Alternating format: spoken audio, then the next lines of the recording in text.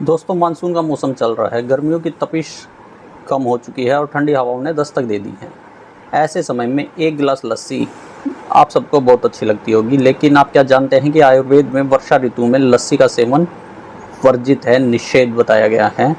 जी हाँ, लस्सी जो अन्य ऋतुओं में लाभकारी मानी जाती है, वह बरसात के मौसम में अपच, सर्दी, जुकाम, अम्लपित्त और त्वचा विकारों का कारण बन सकती है।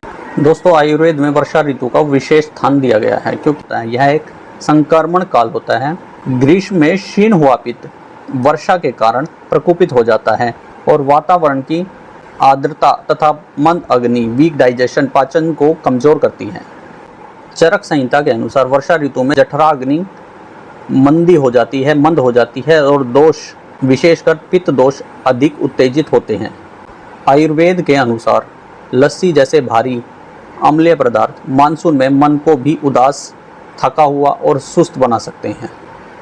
शास्त्रों में भी कहा गया है, दही या दही से बनी हुई वस्तुएं हृदय और पाचन को अवरुद्ध करते हैं।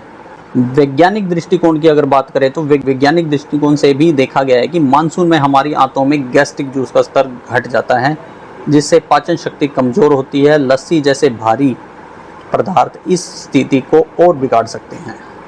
लस्सी दही से बनी होती है और दही स्वभाव में ही अम्ल, भारी और पचने में कठिन होती है। बरसात में जब वात पित्त असंतुलित होता है और जठराग्नि मंद होती है, तो ऐसे समय में लस्सी का सेवन काफ़ी समस्याओं को जन्म दे सकता है। पित्त दोष वाले रोगियों में अम्लपित्त, जलन और सिर दर्द जैसी समस्याएं देखने को मिल सकती हैं। कफ प्रवृत्ति के लोगों में बलगम, जुखाम और गले में खराश जैसी समस्याएं आम बात है और वात प्रवृत्ति के लोगों में जोड़ों का दर्द, गैस और ऐंठन जैसी समस्याओं का सामना करना पड़ सकता है। मानसून में शरीर की जठराग्नि कमजोर होती है और लस्सी भारी भोजन मानी जाती है।